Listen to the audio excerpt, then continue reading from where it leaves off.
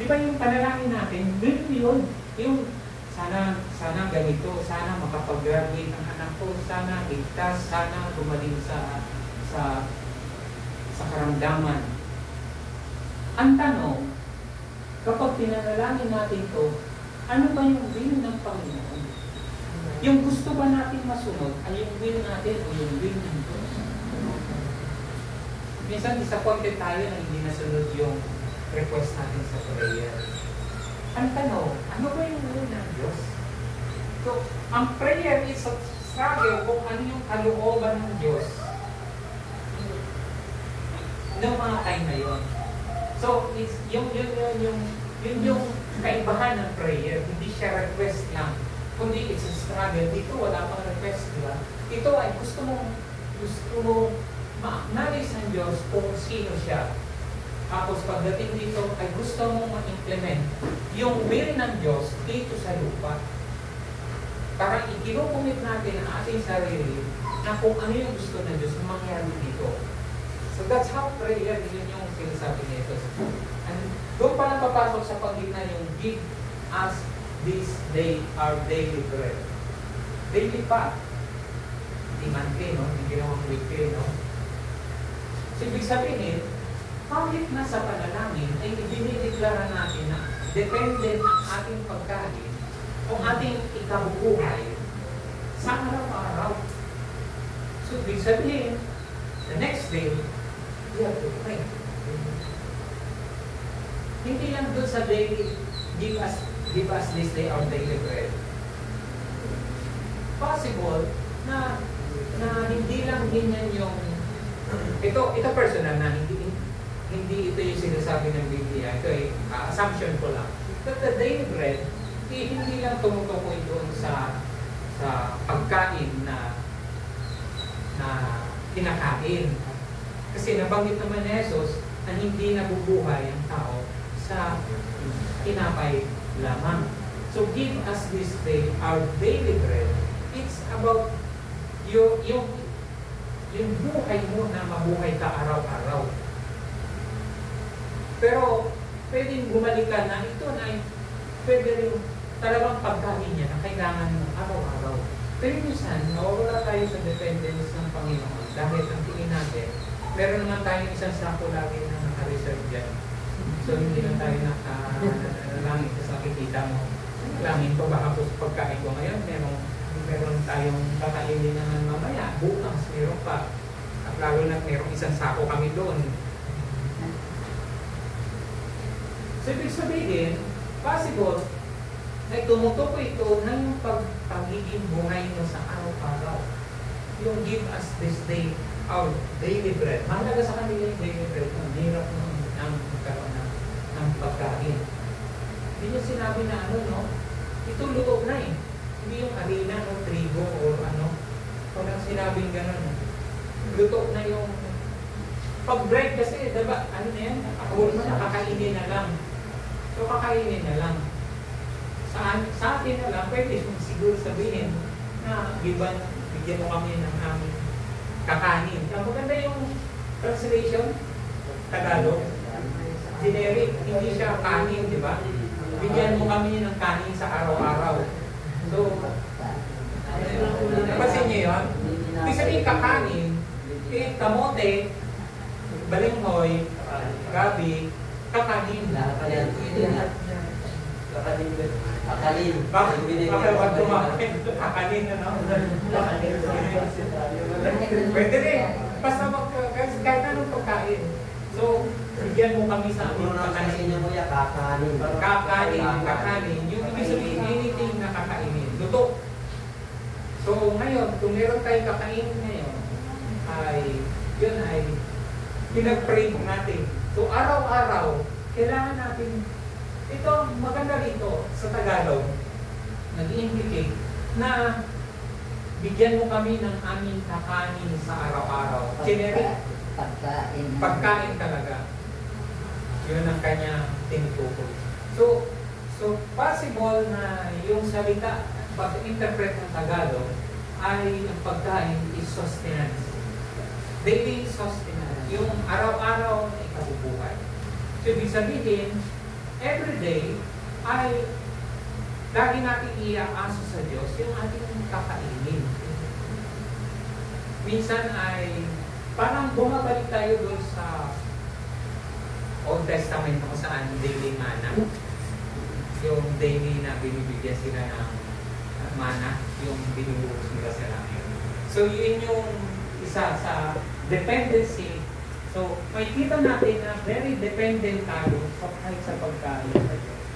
Ina-acknowledge natin yung will, yung relationship natin sa Diyos ay yung kanyang harian, yung kanyang sovereignty. Ina-acknowledge natin yung kanyang will, yung kanyang layunin at gusto dito sa mundo. At ina-acknowledge natin na ang ating pagkabuhay ay araw-araw nakadepende sa Diyos. Pagkain. Kasi yun lang yung kailangan natin hingin para mabuhay.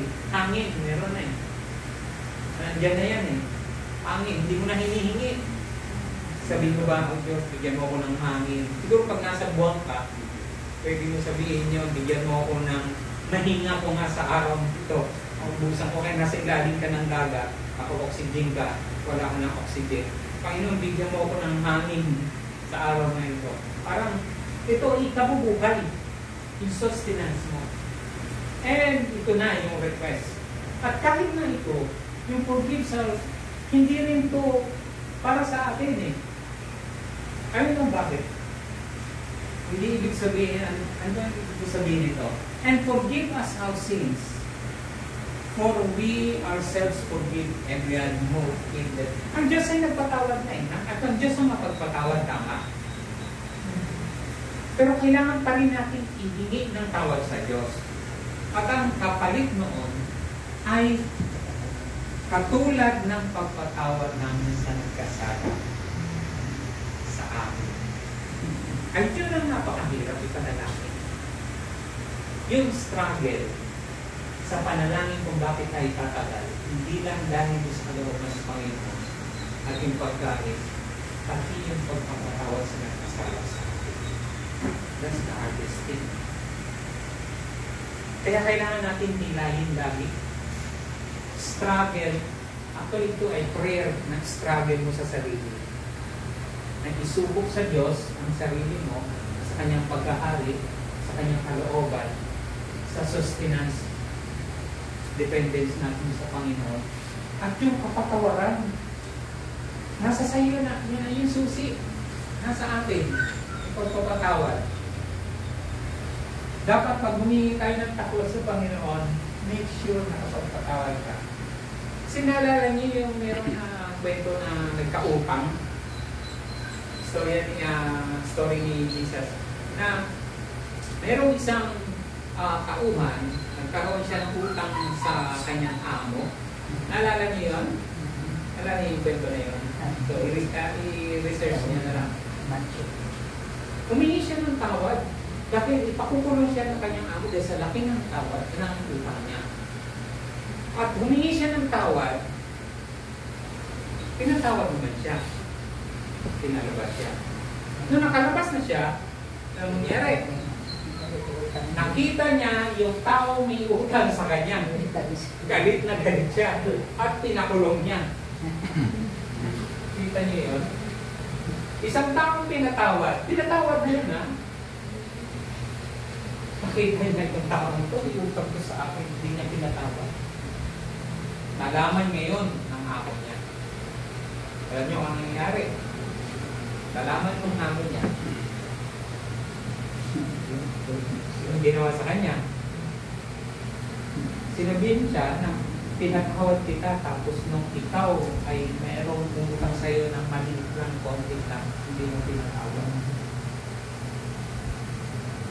So siya eh, binalik ulit sa kulungan. At nasing activity, sa parable, pero sinasabi ni Jesus, kapag hindi tayo nagpatawad, ay posible mahantong din tayo sa hindi pagkatawaran. So nasa atin din yung susi. Very striking at very significant yun. Kasi isinama niya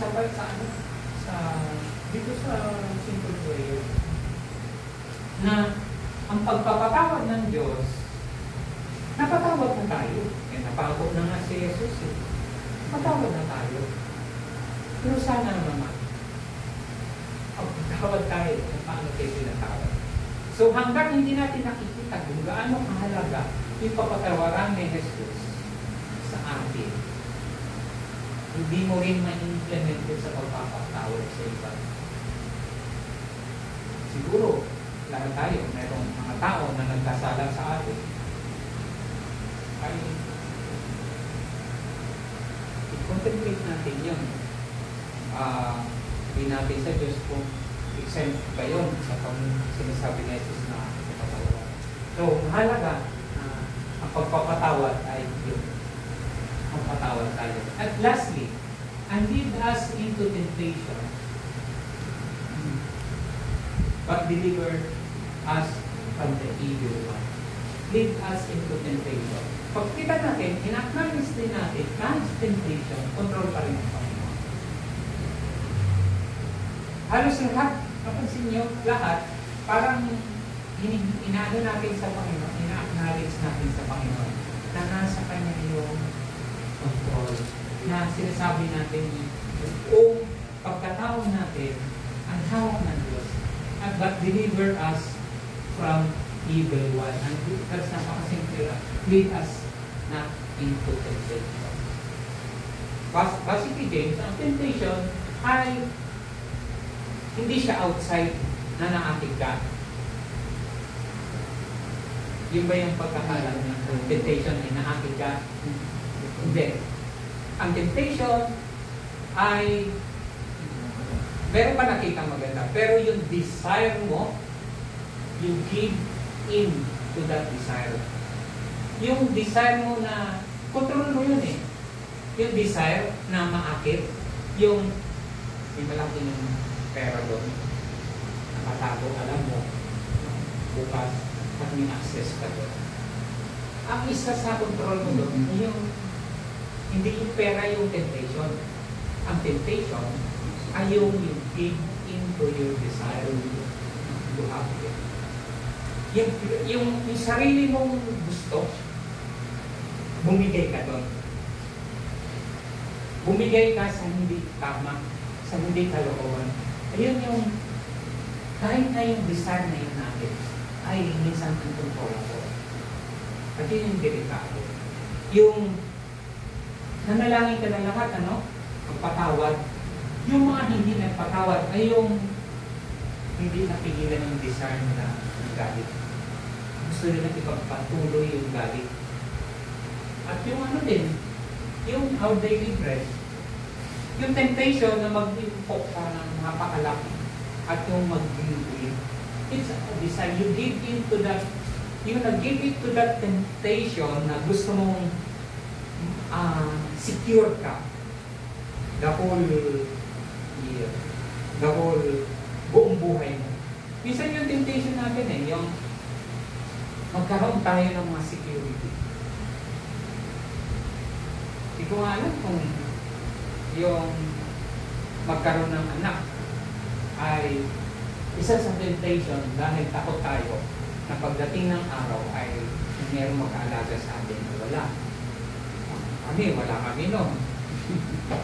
Sabi na pasto namin, kami, pag tumanda, wala kaming anak. Pag may namatay isa sa amin, sabi ko sa misis, sabi ng kasama, pag isa sa atin namatay, uwi na lang tayo sa kanya-kanya nating mga magulang, mga bahay. Kasi wala nang mag-aalaga sa akin, wala nang mag-aalaga sa iyo. Kasi wala tayong anak.